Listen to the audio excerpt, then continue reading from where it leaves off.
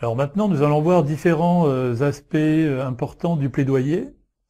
Premièrement, il est important que le plaidoyer soit basé sur l'expérience de ce qui marche pour améliorer la participation pleine et effective et améliorer la qualité de vie.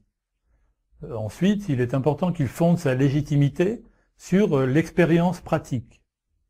Troisièmement, il est important qu'il associe systématiquement les détenteurs de droits et les aide à exprimer leurs préoccupations, se souvenir de ce qu'on a vu tout récemment dans le chapitre 4 avec l'expérience du développement inclusif local. Ensuite, quatrièmement, ce plaidoyer doit s'appuyer sur des alliances larges avec différents acteurs, entre les organisations de personnes handicapées, les organisations de la société civile par exemple.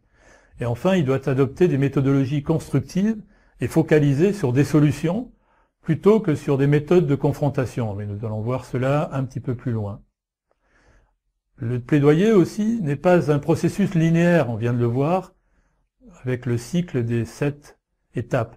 Si bien que ces différentes étapes doivent être réexaminées en cours de processus. C'est un processus dans lequel il y a des ajustements, il y a des évolutions qui tiennent compte des résultats au fur et à mesure de l'action. Les organisations de personnes handicapées et Handicap International, par exemple, ont l'habitude de réagir et de s'adapter à un changement d'environnement extérieur, particulièrement lorsqu'il faut mener des actions de plaidoyer dans des situations ou dans des contextes politiques complexes. Les stratégies doivent aussi changer et saisir les opportunités lorsqu'elles surviennent. Cependant, il est important d'envisager, d'analyser et de planifier chaque étape comme partie intégrante d'une stratégie globale de plaidoyer. Alors la plupart des efforts liés aux activités de plaidoyer de la société civile sont bien basés sur la dénonciation des violations des droits de l'homme et la mise en avant de dysfonctionnements de la société, ce qu'on appelle un plaidoyer de dénonciation, non-application des droits contenus dans la Convention par exemple.